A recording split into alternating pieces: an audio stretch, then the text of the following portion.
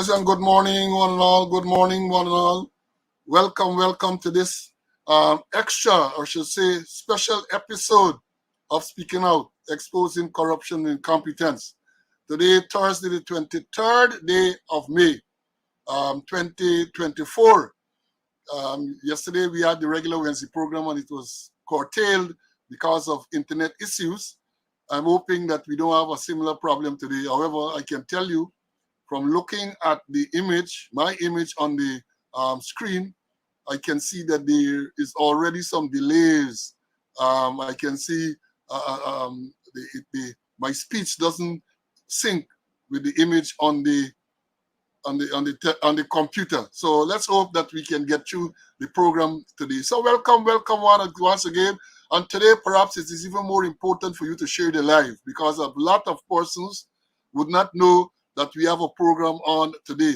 And this is where we continue, because if you are subscribed, for those persons who are not on, of course, those who are on now, compliments to you because it's an indication that you have subscribed to the channel, you on YouTube, and you have liked the page on Facebook. Because since yesterday I indicated that we would have had this program on today, this special program on today, Thursday. This morning again, I sent out a notification. So those who are not on, it is because they have not subscribed, most of them, I guess, and that they have not liked the page on Facebook. So yeah, share the live, give them an opportunity to come and to benefit or to get this credible information. My colleague, Mr. Conway, is already in the studio, ready and wearing to go. As we normally say, this is the day that the Lord has made. Let's rejoice and be glad in it. Let's give thanks and praise for being in the land of the living. And, I must say, despite the fact that this is an extra program, the numbers in the schoolyard are very encouraging.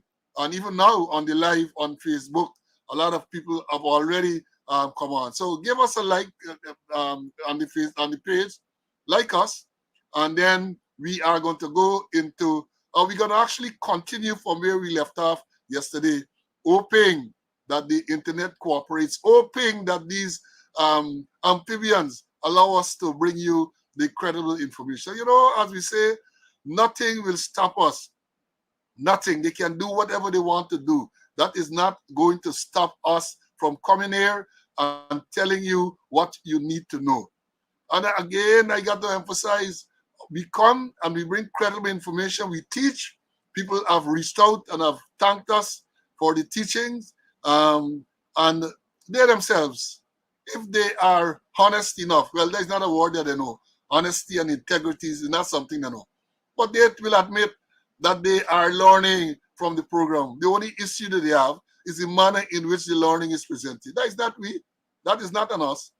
They are concerned about the manner in which the information is presented. But forget about the presenters. Forget about the people who are the messengers.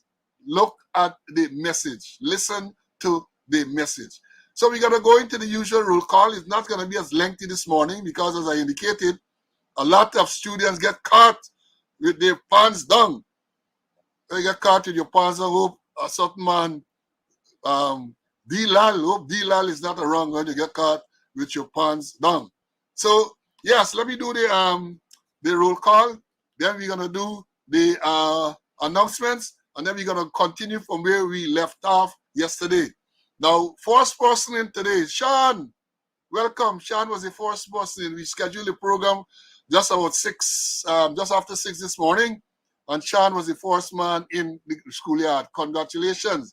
Then we had Felicia, followed by Winston. And Winston is from all the way from California. Then we have Winslow. After Winston, we have Winslow. Then we have Brian, and followed by Courtney Saul. The Sauls were here. They're from New Jersey. They're in the line. Then we have, hold on. Yes. Then after that, we have Vibert. And this is Vibert Larson. I got to say that because you have more than one Viberts who are regulars on the program. Tessa from Florida is here. Denise, she's from Florida as well. Jakey is here from Maryland. Jakey came on at 6:51 this morning. Terrence, 9795 from Canada, is in the house, followed by Vernon. Then we had Cranston in here. And he's saying what? He's waiting for credible information. We're going to give it to you. Evelyn came next. Then we have Anthony, followed by Lucius. Ian is here. Sharon, and Sharon is from the UK. Welcome, Sharon. Then we have Courtney is in the house. He's some, well, he said he remembers me from Chumachumari. Well, he said, yes, he remember me, but he said from GYC. For those of you who don't know, GYC is Guyana Youth Corps, Chumachumari days, back in the late 60s and early 70s. I was a proud member there. Then we have Dav. Can't recall seeing Dav before. He's from Arizona. Then next we have Winston from the UK. Inferno Boss is in class. Carla is here. And then we have Queenie. Queenie says that it was nice seeing me yesterday. It was nice seeing you too, my dear. Nice seeing you. Colin from Queens. Ulrich from Crane is in the house. Patricia, she is from New Jersey. Samuel is here. Then we have Danny. Welcome, Danny. Duan followed. Then we have Maury came in next. Derek was the next student. Aubrey Pantless, he is Mr. Conway's squaddy. He says his number was 9053. He is in Canada. Then my old shooting mate, Paul, is here. He's too from Canada. Earl is in the house. Then we have, after all, you have Mandela. He said the rain is falling and he's hiding up in the mango tree under the leaves. He's hiding under the leaves. Barlett from Linden is here. Then we have Cecile came next. After Barlett is Cecile. After Cecile is the girl from West Dam. Pamela is here. Then we have Corinne, followed by Doreen. Doreen is from Canada, my squad mate, W349. Malcolm came in next. Then we have out of the UK, Clive, Nesta. He says he's waiting for the credible information. He was followed by Grace, who came in at 9:37. Carton Lewis, my next squad mate, is here. Then we have Rhonda, Kerry from Maryland. Anthony from Peters Hall and the East Bank of Demerara. Jean is in the classroom. She's from the west side, West Demerara. My squad mate from Arizona. So we have another person from Arizona here, Carl, 9414. Oren from the UK is in the house. Then we had Pauline, followed by Karen, followed by Jacko from Georgia. Then we had the original black man in here, followed by Vibort. And this is the next Vibort. This is Vibort John. Then we have Allison. Then we have Henrik, followed by Mary, followed by Louis Crawford. And Mary is from Brooklyn. Louis is in the house as well. Then we have out of Texas, Everett, followed by May. And then we have Melville, followed by Stefan. Says police number was 12443. He's falling in. Then we have Kevin. Then John. John, it was nice chatting with you yesterday. We're going to follow up on that conversation. Then we have Chilo. Well, Chilo is somewhere in the US. I think he's in Texas now. Then we have Alex. I can't recall seeing this person before, so welcome. Welcome, Alex. Then we have from Melanie Damashana, Francis, followed by Colin from New Jersey, followed by Camille, then Melissa, then Bart, then we have Clay, then we have Ben. Leslie is in the house. Then we have Vibart, the man from the East Bank of Demerara. Court, he said he's happy for the notification. I mean, he's a subscriber. Then we have Neville. And then after Neville, who came next? Carl. Then, and that's Carl Johnson. Then after Carl Johnson, we have Gordon from Canada. And then Gordon was the last man, and he came in at 10:59. And when we went live, the first person in was Gordon, another Gordon, but this is Gordon Cornett, followed by Lynette from Barbados. Commissioner Cole is here. Danny, my namesake, is in the house. He's from Trinidad. And the list goes on. Abdul from Essequibo Coast. Welcome, Abdul. Welcome, welcome, welcome. Charles is here. And the list goes on. So, yeah. And again, I say, even though I indicated today is an unusual day, we don't normally have programs on Thursday.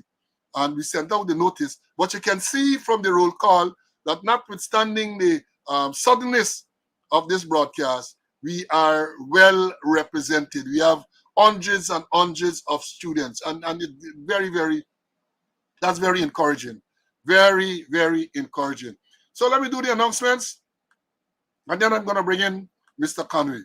We normally start with the sad announcements, and this one is just a reminder because we did announce yesterday of the funeral arrangement for the retired superintendent Clifford Graham, whose regulation number was 5111, and he is going to be buried on Saturday coming, Saturday the 25th.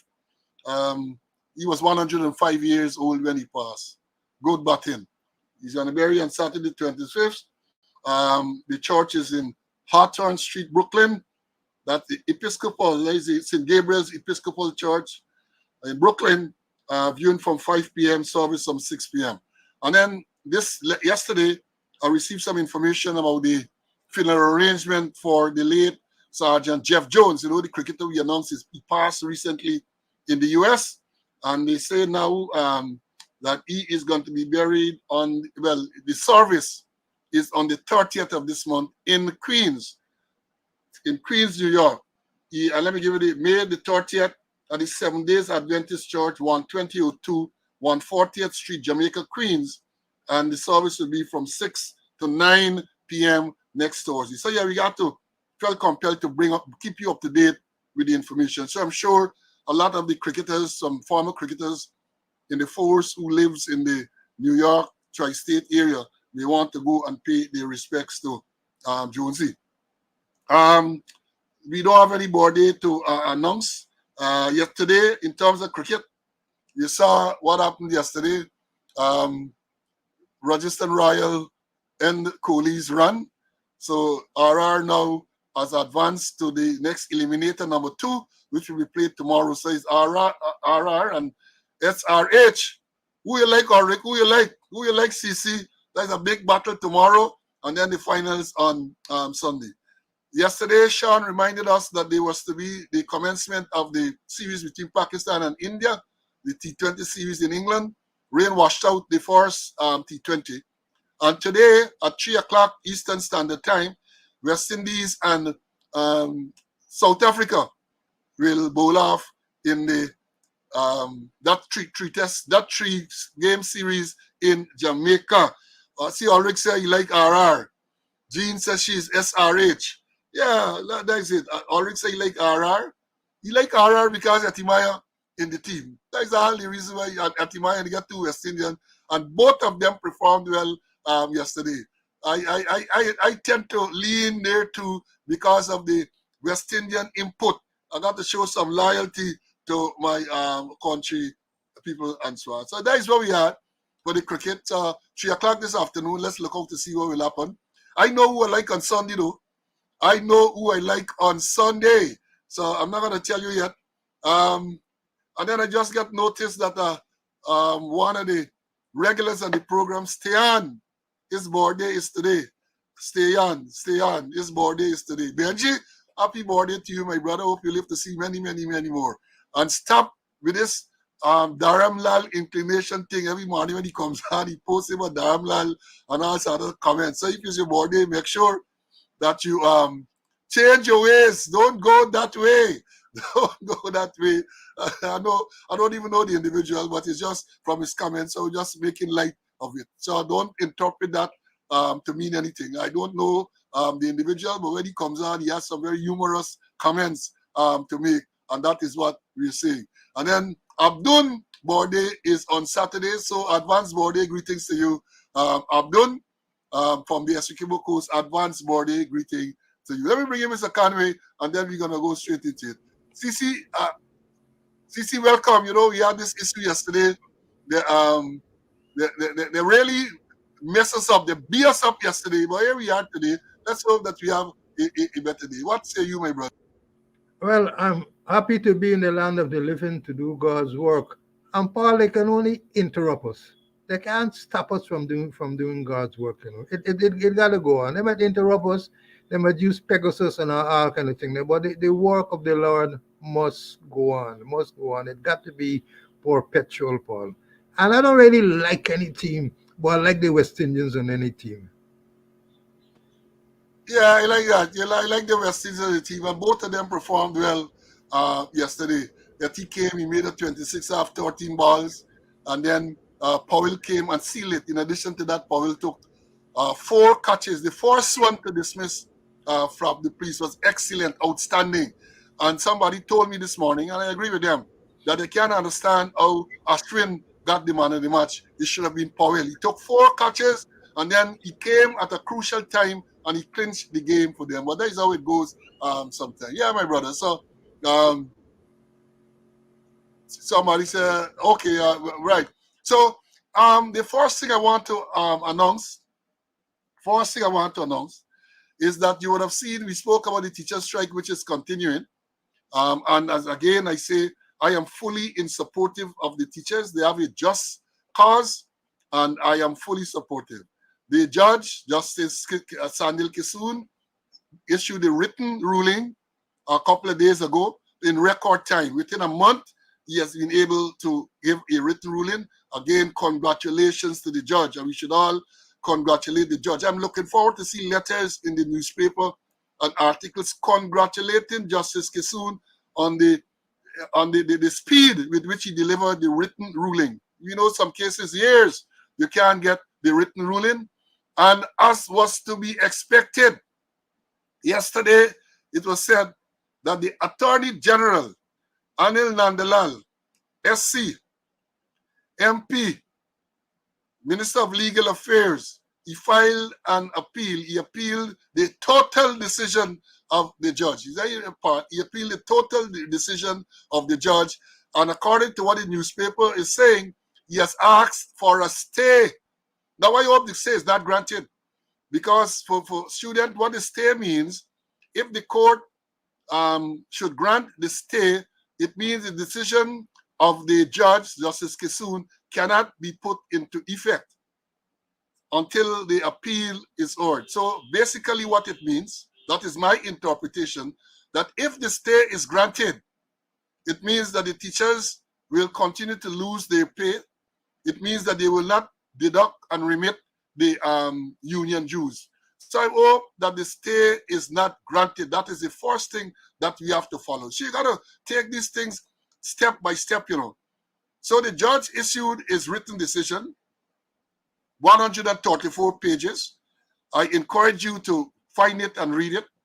Those of you who don't have it and who can't find it, just if you get me email or if you're in contact with me by some means, just let me know and I will email it to you. It's a public document, right? It's a public document. So therefore, an appeal is filed. Now, the appeal is filed and the Attorney General representing the state has asked for a stay in the judgment. Now, I hope that the stay is not granted. I'm repeating it again.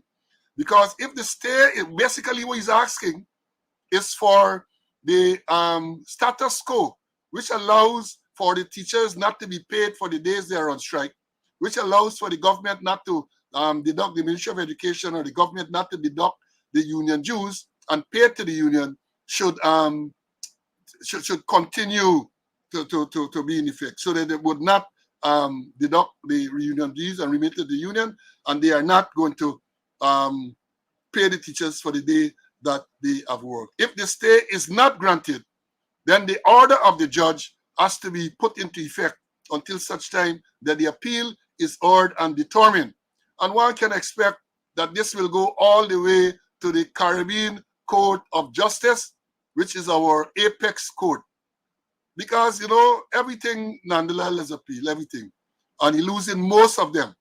I remember in our case, the Police Service Commission, when we challenged the unlawful suspension of the president, and Justice Gino Prasad ruled that the matter can continue, even though the life of the commission had come to an end. The judge ruled that Paul So can be placed in the place instead of the Police Service Commission for the matter to continue. The Attorney General appealed the matter to the full court of Guyana, and the full court threw out the appeal. And then what happened? He sought leave from the full court to go to the appeal court, and that leave was denied. So that matter in terms of the appeal process ended there. and the substantial matter, the substantive matter was heard and determined in our favor. So you got to remind people of these things. So yes, they have appealed, and let's see what is going to happen. As I said, now the next stage is to see what happens with the application for a stay. So follow this thing closely, people. Follow it closely. So don't watch it also down the road for the appeal, because that is unlikely to come up shortly. And I'm hoping, I know Darren Wade and Royce Ford, who are representing the teachers union, I'm sure they're going to be keyed into this. But for us ordinary students, I'm telling you that the next thing to look at is the stay, whether the stay would be granted or not. I am not sure who is going to preside over that process. I'm not sure. Perhaps one of the lawyers who would look will advise us. Now that the appeal has been filed and they have asked for a stay, whether it's the judge, Justice Kissoon, or whether it's the appeal court, I am not sure. I am going to find out and to let you know who determines whether a stay should be granted or not. I know that in the Police Service Commission case, they had also asked for a stay. The lawyer representing the Police Service Commission, King's Counsel Ramdani, and the Attorney General Chambers, he had asked for a stay, and the judge, Justice Dino Prasad, had denied the stay. He was the trial judge, and he had denied the stay. I don't know if it's the same thing, if that is a uniform arrangement, whether the trial judge himself has to hear and determine the stay. So follow it up by keeping you posted, Let me bring in Mr. Conway. I'm sure, CC, I'm sure you want to hear something on the teacher strike and the written decision that was delivered by the judge in record time, I would say. And the Attorney General moved to appeal and applying for a stay. Your views, my brother. Well, I wish to congratulate the judge for, as you mentioned, in record time. And even the Attorney General wanted to discredit him because one was programmed, you say, nearly a month done and he ain't get no written decision. Well, he get it strict flush in his face. And like you, I have a copy.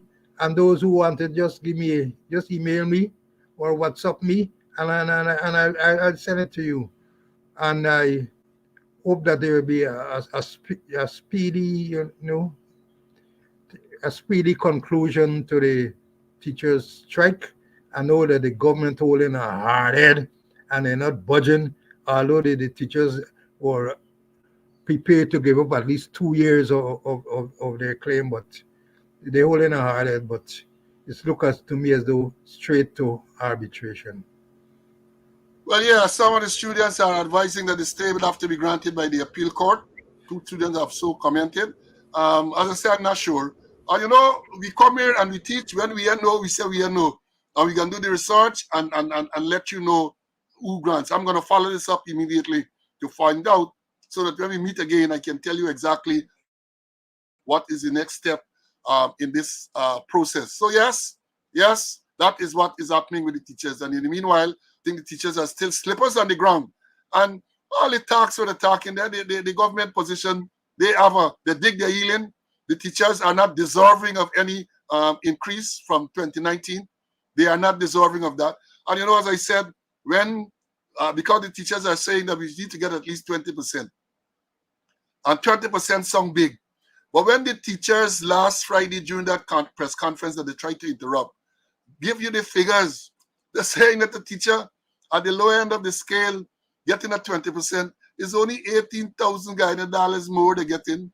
So don't believe it's any big set of money. The percentage sounds big because the salary is small. So you're 20%. And but 20% of 100,000, if it is that, is what $20,000, 1,000 one US dollar or something like that.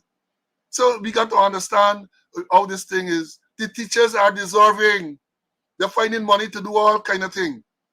Just the other day, they went to the National Resource Fund again. How much million, hundreds of millions of US dollars. Are you telling me that if you care for your teachers, if you care for your children, well, not your individual children, because you children, you get the money, you send them to private school. But the children of this nation, the future of this country, right? That is what you're denying the teachers a livable wage. And you know, when you look at some of the figures quoted from some of the teachers in the interior locations, my God, I don't know how they survive. I don't know how they are surviving. And these are the people who would want to tell us that they are capable. Yeah, Yvette, I see the email here. Thank you. I'm going to send the ruling to you. Others who want the ruling of the judge, Yvette has put our email address in the chat. I would normally, after the program, go into the chat. I'm going to extract the email address, and I'm going to send the ruling, the full ruling, the full 134 page to you. 100 US. Thanks, Ian. I said 1 US is 100 US they're talking about. 100 US increase. They're trying to deny the teachers. I tell you about my students don't make sport. Once I slip there. Yesterday, I slipped by saying the chief elections officer. They tell me, no, but 6 of them.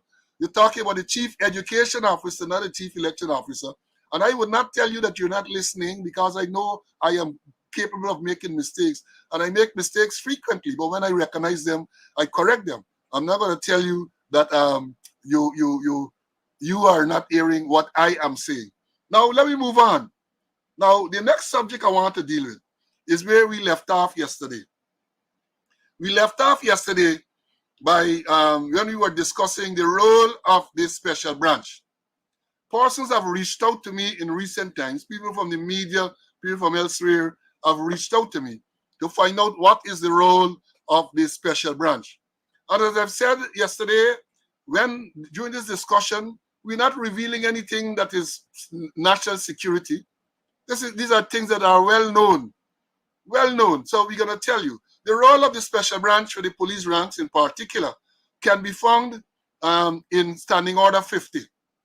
The police Standing Order 50. I know we're here to tell you the Standing Order we're referring to Standing Order of 2002. Standing Order 50 deals with the role of the special branch, and the role is multifaceted. The primary role is to deal with what we call covert operations. So they operate covertly. People say they must spy, They will come and they will eavesdrop and thing and so on. That is the role of the special branch, really. Special branch should never be involved in these the overt operational matters. I'm going to explain that to you as we go along. We're going to explain. They're involved in covert matters. They do, according to the standing order, they do VIP protection. So if, for example, people who are any foreign dignitary is to come into the country, they are the ones who will provide personal protection and the like. That's basically they monitor the political climate. They provide report to the government about the assessment. For example, what is going on at the borders with Venezuela now. The military intelligence and special branch should have the people on the ground so they can advise the government about build-ups and so on, and you don't have to depend on rumors. So they operate what we say incognito. They're supposed to be there and you don't even know that they are there.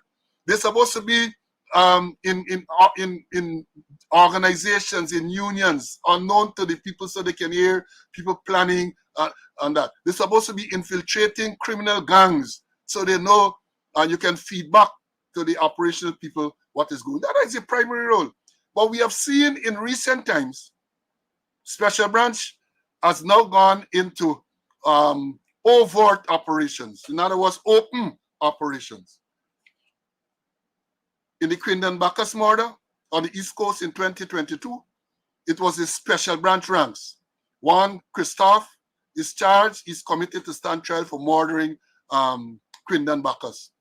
Other Special Branch ranks were involved in that overt operation. So even though in that operation, they had other ranks, uniform and CID ranks, they took control, which should not be. Because in that operation, they, according to what they claim, they got word that this man get illegal firearms to sell and all of that. Once you get that, they ought to feed that into the CID.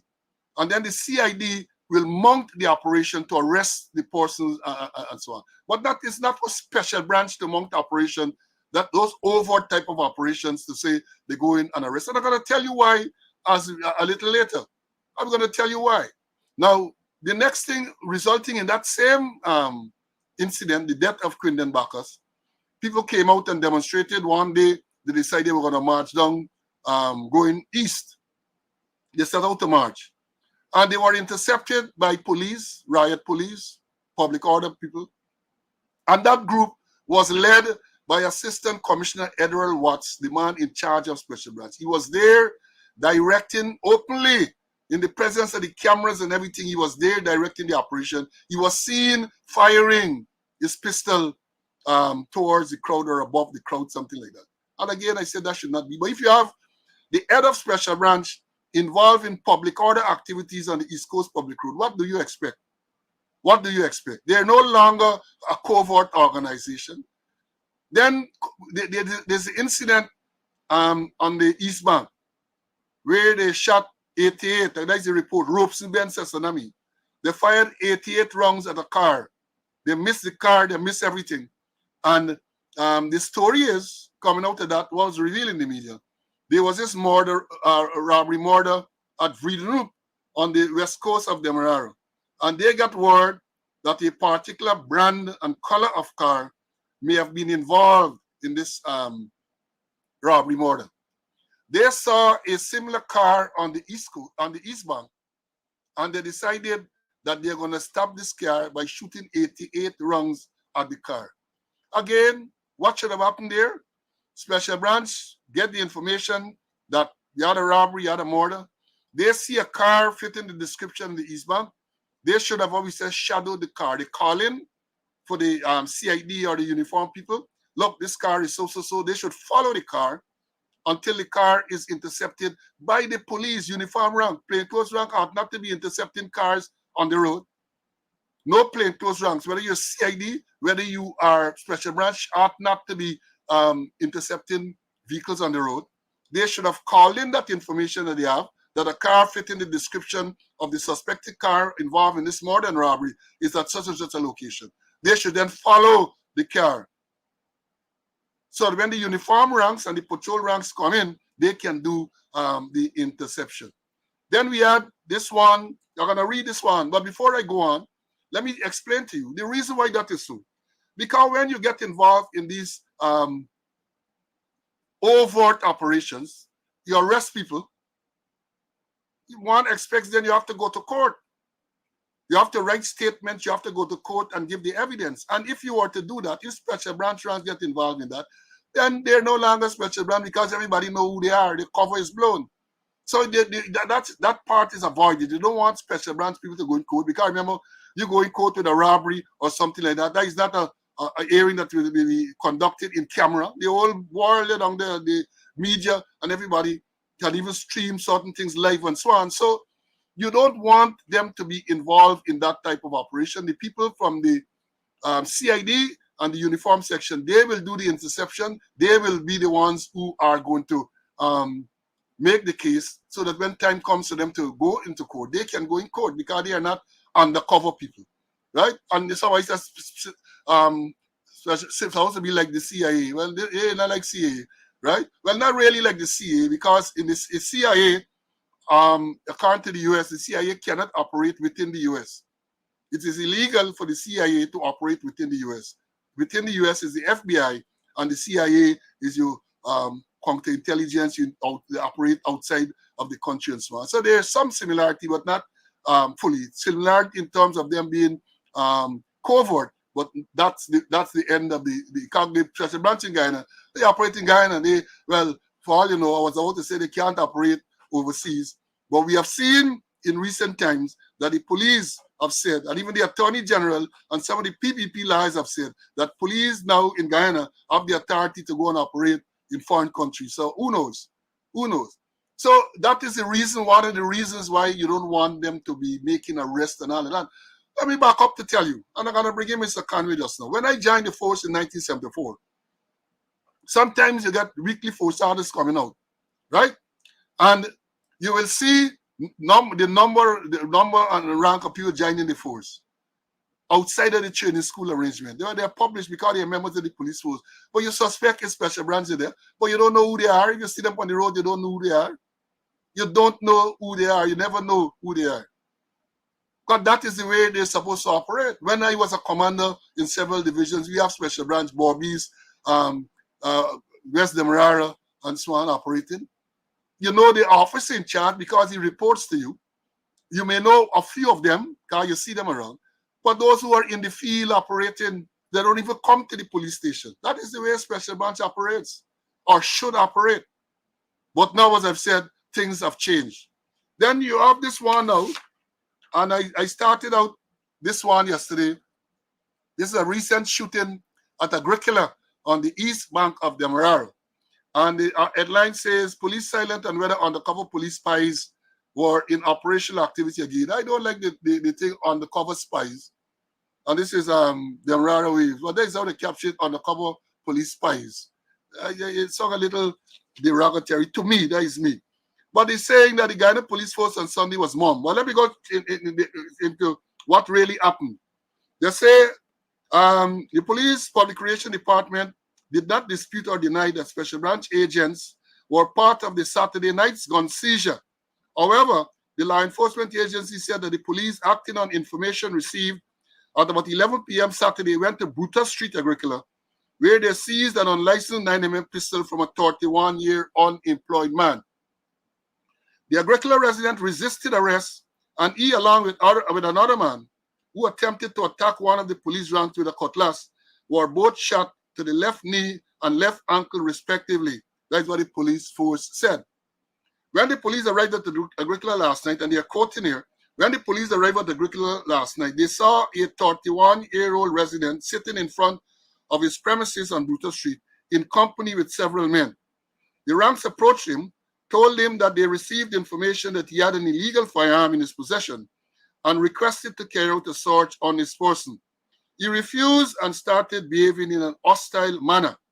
The ranks attempted to search him, but he reached in his pants crotch, pulled out a 9mm pistol, and pointed it at the ranks. One of the ranks, who was armed with a service pistol, discharged a round in his direction, which hit him in his ankle. He fell to the ground, and the firearm fell next to him. This is the police report, you know. The ranks took possession of the gun, and the ranks attempted to place the 31-year-old man in the police vehicle to take him to the GPHC. A large crowd gathered and started to behave in a very hostile manner towards the police. That's what the police report said.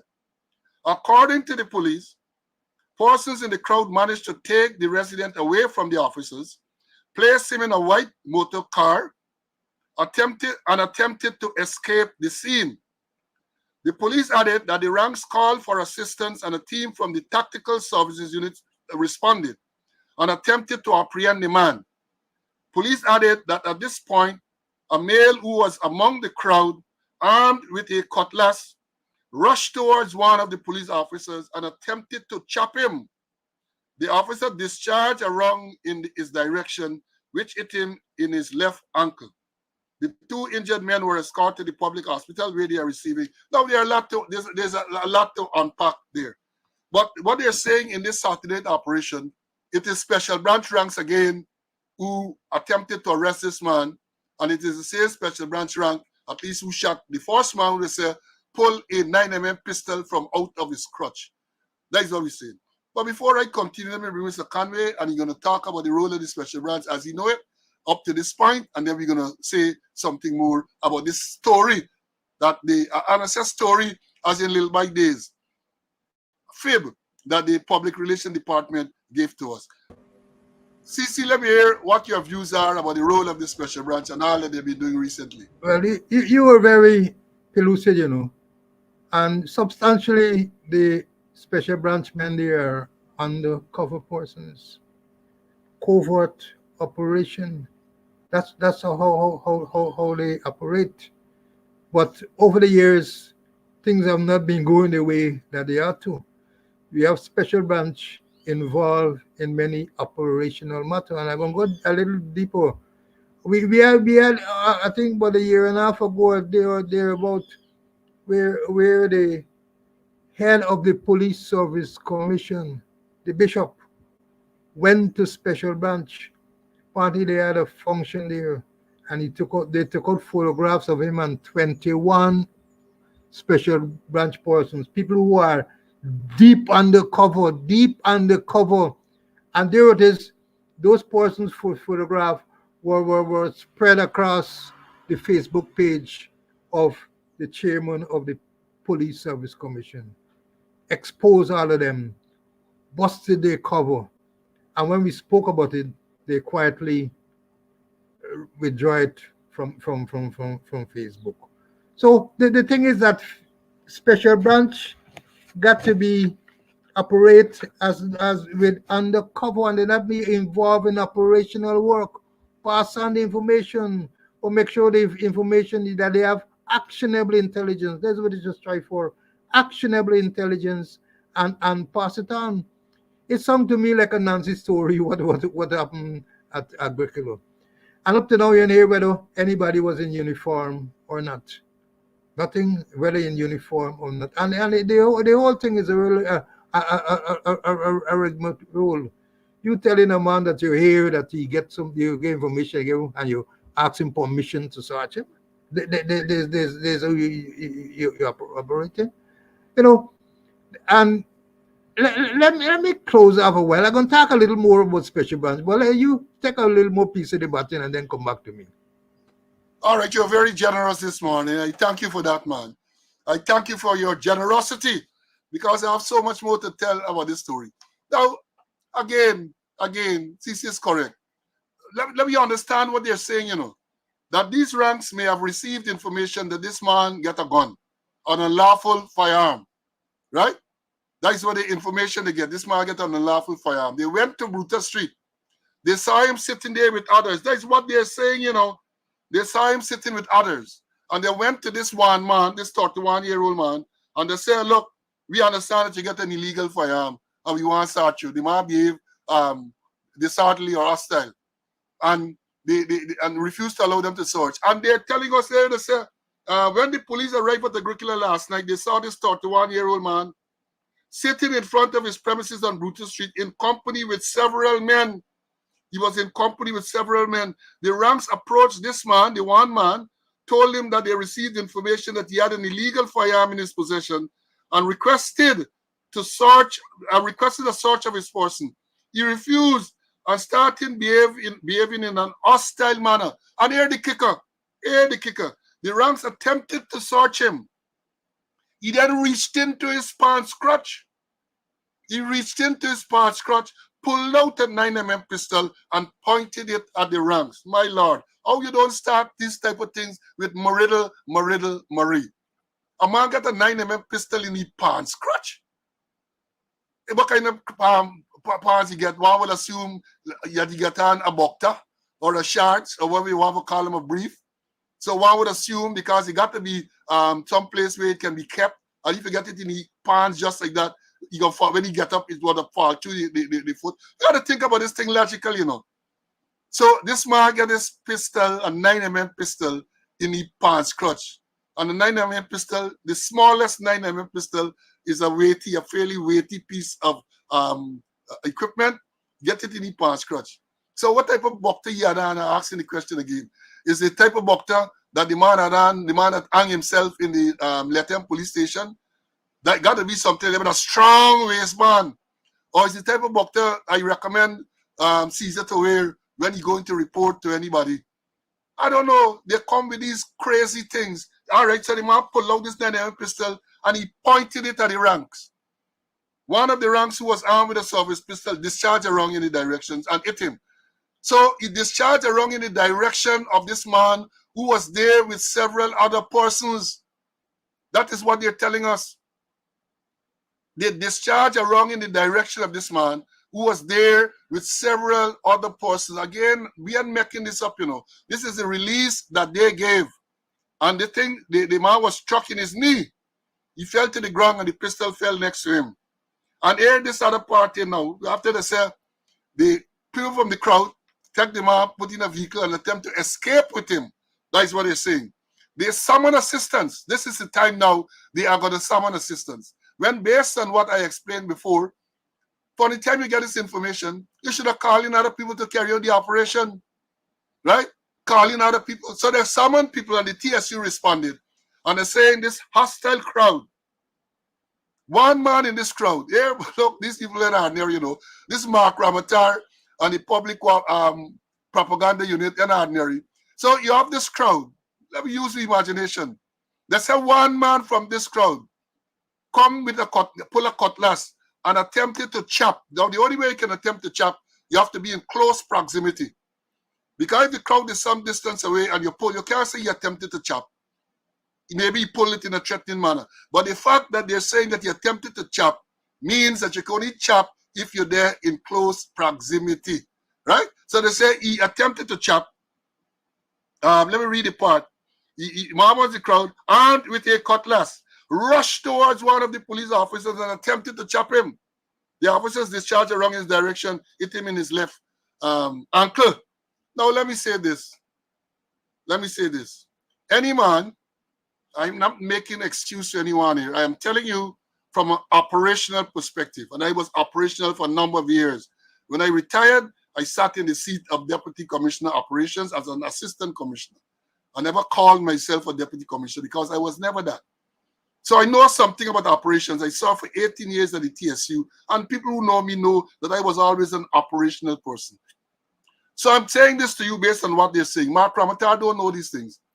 If a man rushed towards the police with a cutlass, and the police have cause to shoot, which would be justified, because the police is being attacked, and he apprehended serious danger to the person, and he's unable to defend himself by any other means, that man should have dropped dead right there and then. Let me say this. Again, I'm saying I'm not representing the branch. I am not preaching violence. I am preaching operational procedure based on what they say. This man is in a crowd, armed with a cutlass, rush out of the crowd with the cutlass and attempted to chop the police. If that were so, police have every justification to shoot him dead. But they say the man fire wrong and knock the man in the ankle. So they're more marksmen than me. They are more marksmen than me. They knock the man in the ankle. These things don't make sense. And that is why the police, the credibility of this propaganda unit, the public information, or whatever they call it, might call it public propaganda unit, has no credibility. They have no, because these stories that they try to tell, any half-wit, half-knit person going through this will recognize that it is not so, cannot be so. It is not logical. It's not logical. A man get a gun in the crotch, one, and he get up and he hostile, and the crotch and fall out. Let me say, Artie, then he bucked her. A pistol in the man bucked her. And then he attempted to take it and he pointed at the police. And he too went dead. A man pointing a gun at the police in a situation that they described. And the man ended. Then later on, a man attacking a police with a cutlass. And the police shooting the ankle. Man, somebody say, what you said, the Matson. This story ain't making no sense. And it is clear that from that people say, all right, there's a cover-up. Right? They cover up. And again, Umi, they said they fired 2 shots. One hit one in the knee, and the next one hit one in the ankle. I tell you, I doubt whether with my skills, and people with my skills as a marksman are well known. I doubt whether I can do that. I doubt whether I can, people in a crowd just hit a man in the knee and next one in the ankle. I doubt whether. Because my training would have been that from the time the man pulled the gun at me, you go for passport size, as we would say. And let me understand this again, it's not preaching violence, this is the training. A man pulls a gun with you, you have to drop him dead in the chest. Or if you get his skills like me, straight in the forehead or something like that. That is the way it should be. And a man rushing to you with a cutlass, once you call on him to stop, and he does not stop, he does not desist, he continues attacking, you got to shoot him and drop him because your life is in danger, the life of others, the lives of others are in danger. So these stories that they're telling and matching up, as the one student say, the maths and matching, the maths not matching. And I have come to all of these releases that the public propaganda unit I view them with a lot of suspicion. Because one, they don't give what you call a police release. A police release is where you talk about what happened and you stick to the bare facts of what is known. You don't go into speculation. In many times they don't speculate, but they give information is not that information is not necessary. For example, in this release, they talk about the number of the car, a PDD number, so. What is the significance of giving the number of the vehicle in this release? What is the significance? I don't know. Rather than just saying a car, right? What is the significance, right? They have this way they like to put, the operation was conducted by a gazetted officer, and then they put the name of the ranks and all of that. I always remember when they raided the school in Woolford Avenue. They put the name, they released the name of the teacher, the name of the police ranks who were involved in that operation. So insensitive and unprofessional. So insensitive and unprofessional. But let me continue with the special branch. The role is the special branch. We talk about the incident on the East Bank where they fired 88 rounds at the car. Robson confirmed that. So it's not we calling out a number. Robson, the Minister of Home Affairs, said they fired 88 rounds at the car. None then hit the car. So right away, you could see there was a significant transformation in skills or upgrade in skills. Because they fired 88 rounds and they missed the car on the occupant, but this time in Agricola on Saturday night, they fired 2 rounds, according to them. One struck the man in his knee, and the other one struck the one in his ankle. Bravo, bravo, great improvement in shooting skills. Great improvement. 88 rounds missed a car and the occupant, and 2 rounds this time hit the one man in his knee, one man in his ankle. So in that incident on Saturday on the East Bank where 88 rounds were fired, the file was sent to the DPP, and they danced and they danced and they danced and they danced. Last week we learned that the file has been returned to the police, and the DPP recommended that disciplinary action should be taken against the special branch ranks who were involved. Well, people just asked me to use my crystal ball. So I'm going to pull out the crystal ball now. And I can tell the fact that the matter has been sent back to the police for disciplinary action. It done. The matter is finished there and then. Why I say that? Because the police officers that you have now, the majority of them, not all, the majority of them, don't know how to conduct a disciplinary inquiry. They don't know. Carl, it was nighttime, Carl, nighttime. They don't know how to conduct a disciplinary inquiry, so they will go there and it will die there. It will go there and it will die there. And perhaps we are to be blamed to some extent. When I say we, my colleague CC and I, because we promised a long time now to do a session on the Police Discipline Act and how a disciplinary inquiry should be investigated and inquiry held. We did the investigation part, but we have been a little lethargic. We have been we have not dealt with that, and perhaps this is the opportunity we can use to very shortly have a session dealing with the Police Discipline Act. So the matter gone to the thing, nothing can happen. Nothing, especially when it comes to branch or special branch. Because let me tell you quickly what should happen. When it goes to special branch, they should appoint an investigator to investigate. I know if anybody in the special branch qualified to do so, to investigate from sergeant up, and depending on who is the person involved. But a significant thing there is that the head of special branch, he is the disciplinary authority for that branch. So in the first instance, when punishment is to be awarded, that is the person who will have to award punishment. But there is a provision. There are many cases where in serious matters, the commissioner, as I know it, will ask the branch to conduct the inquiry. And then they will tell you, they will instruct that the matter must be sent to the commissioner for punishment to be awarded. That is what used to be said. Somebody said started breaking up again. They're out to get free, man. They're out to get free. They said we start breaking up again. Right? So there are many persons that are commenting that they started to affect the program again, which is not totally unsurprising. We expect that they will do that. And continue to attempt to, because they don't want to hear the truth. Let them come and say, let them go on radio, Eve Leary, or go any one of those friendly propaganda channels and dispute what we are saying, say what Slow and what Conway say is not so, because of so. Let them do that. Let them rebut anything that we have said. They can't. They can't. So that is it in a nutshell. Well, more than a nutshell. I have attempted to tell you, for those people who have asked the question, what is the role of special branch? And I gave the recent examples to show what should not be. Let me bring in Mr. Conway to talk something more on this. You see, we get some interruptions again. Go ahead. Yeah, we get an interruption. You sound as though you're breaking up. I don't know how I'm singing to you. But let's look at the, or it's so funny.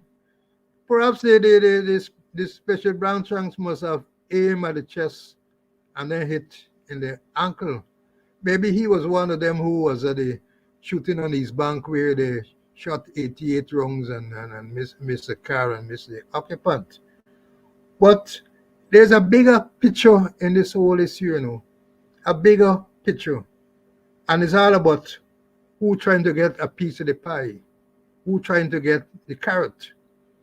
Because I can say without fear of contradiction that there is a lot of disunity. There's a lack of synergy among some operational, among certain departments in the police force, the admin, the special branch, the CID, the operation, and Suku, all of them fighting for a piece of the pie, and all of them wants to best the other one, to show up the other one that they can do their work. Or if they can't do the work, I can do the work for them. The competition is there, and I know all of them, and they all dangerously ambitious. And I'm talking about Watts. I'm talking who's head of special branch. I'm talking about Budram, who's in charge of operation. I'm talking about Blanham, who's in charge of CID. I'm talking about Brutus, who is in charge of admin. And I'm talking about Karimbash, who is Suku. They all want to become deputy commissioner and shortly after commissioner, because they know after election the extended squatter is likely to go along his way. So they're fighting for it, and as I said, they're dangerously ambitious. They're gonna do things to show up the other one, to do things to, or they go to a certain house in Rob Street and they will have in-house discussions. And among the in-house discussion and Sano is that they're talking against one another. They're talking against each other. And so the thing is that, and we gotta blame the government a bit too, because there are vacancies for 4 deputy commissioners. Vacancies for 4 deputy commissioners, and the president ain't making no vacancy. You mean filling no vacancy? The the the vacancies are there, and all the president has to do is to have meaningful consultation with the leader of the opposition and the chairman of the police service commission, who would have by then consulted with other members, and he make the appointment. He doesn't have to have agreement like in the case of the chancellor and the chief justice. But no, he holding on there. Let us stay there. They want for turn assistant commissioner. They want for turn deputy commissioners. They gotta do my biddings.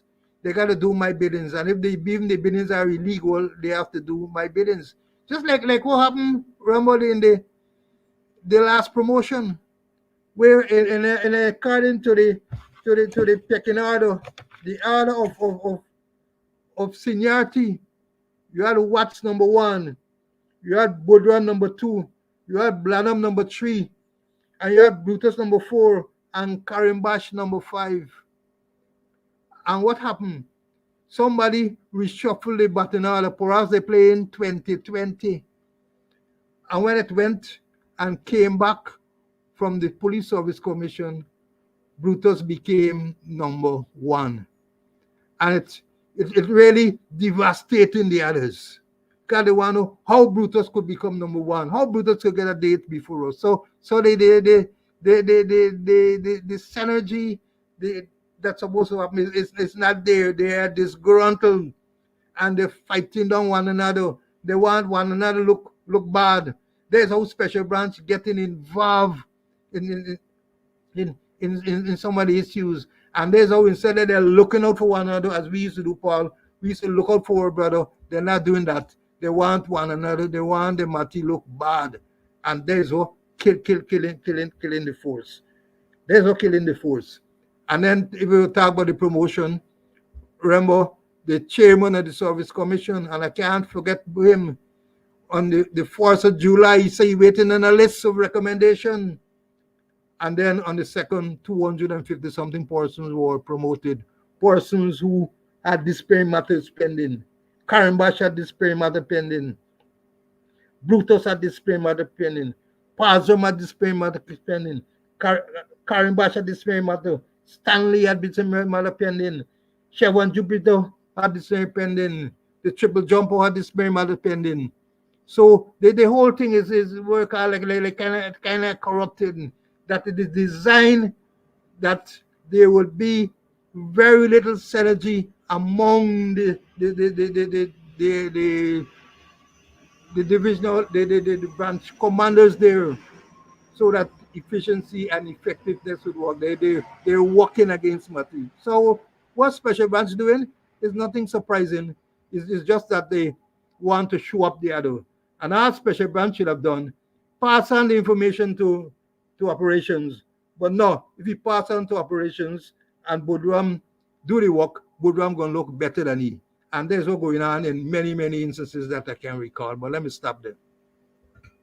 Yeah, you have summarized it very, very well. You have summarized it very well. And they're saying that the issue is at my end because you were very, very clear. So they're fighting with me, man. Now, as I indicated, we just wanted today to continue from where we left off um, yesterday. So having said that, you I think we explained the role of special branch for those persons who are asking. But I got a couple more things that I want to close off with. We're going to close. First of all, before I close, I wanted to tell you, if you didn't remember, that Sunday coming is Independence Anniversary, Guyana's Independence Anniversary. So the Monday is a public holiday. It is also a public holiday in the US in respect to Memorial Day. It's in respect to Memorial Day in the US. So we're not going to have any program on Monday coming. That's real life. We'll see you again on Wednesday. We'll see you on Wednesday. But you know, when CC spoke about those issues just now, I remember I got to quote Glenn Lal, sorry, GHK Lal again. I will quote GHK Lal. You understand? My audio is what is giving the problem. But we got to close off. GHK Lal says what we have today is not a government, but a gang of gangsters. For the most part, what Guyanese have for leaders today are nothing but out of control lunatics, pathological liars, unreconstructed racists, and political sadists. The UNHCR exposed all this all this and more in one fell swoop. Unless stopped, the PPP government will drown Guyana with it as its long descent begins. That is what the GHK said. And I remember, you had to remind you, we're talking about PVPC, we're talking about pedophiles, we're talking about perverts, we're talking about predators and corruption. That's what PVPC is for. Pedophiles, perverts, predators, and corruption. So that is what it is. And the last thing I want to say before I leave, because people saying that we get a lot of feedback from me, it's not working too well. I want to leave by asking, this is since the 12th of March, you had the death of this police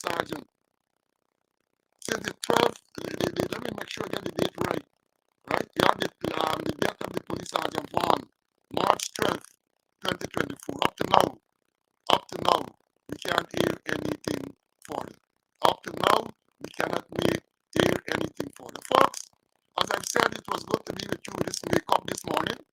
This is not a regular session. We just wanted to continue where we left off yesterday, and we run into the same problem. I ran into the same problem today. I will have to check my system out and so on. And we will see you next Wednesday. God's willing, we will see you next Wednesday. Mr. Conway, any closing remarks from you? God, your audio is clear. Any closing remarks? Well, I just want to wish all of us a happy anniversary independence celebration, and by God's grace, we'll continue the work on Wednesday. Yeah, thank you for that. Thank you for that. And folks, we're gonna, as I said, I'm gonna look at the system because 2 days in a row, maybe something is wrong with my system. So stay safe, and we have a lot to tell you about well, a lot of stuff we have here, but I just wanted, as I said, we came specifically to continue where we left off yesterday. So yes, all the comments will tell me must check my audio before I come on. I will do so. I will do so before the next program and hope to have this corrected.